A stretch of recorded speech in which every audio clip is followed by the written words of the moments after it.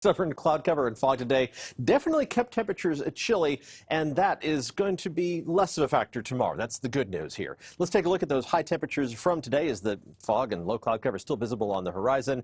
Most of us only made it up into the 40s for highs. This is closer to where our low temperature should be. 52 degrees in San Jose was the least chilly spot. Only made it up to 46 in San Francisco. Only 41 for a high temperature in Concord. I misspoke in our last half hour. I said it made it to 42.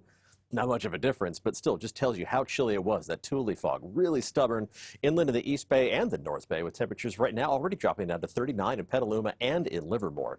Let's take a look at what we expect as we head through the next couple of days. Tonight we're going to see a few cracks in that fog and low cloud cover, more of a mix of clouds and sunshine on Tuesday, but enough energy in the atmosphere for a few showers to try to make a run into the North Bay Tuesday afternoon.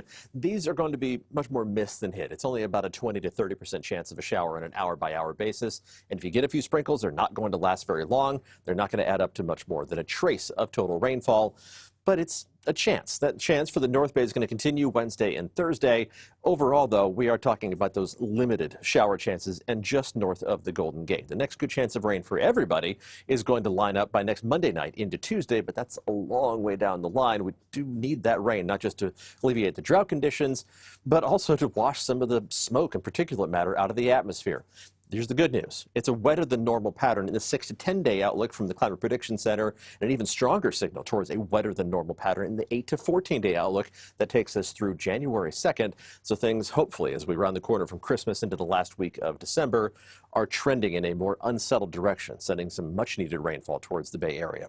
For tonight, temperatures dropping down to the upper 30s and low 40s pretty much across the board. Those spots that are already in the 30s not going to fall too much farther, but just means it's been chilly through the entire day. With more of a mix of clouds and sun tomorrow, temperatures are going to warm back up to what's normal for this time of year. Everybody within a degree or two on either side of average, which means mid to upper 50s. Mid 50s along the coast, mostly upper 50s down the peninsula and around the south end of the bay.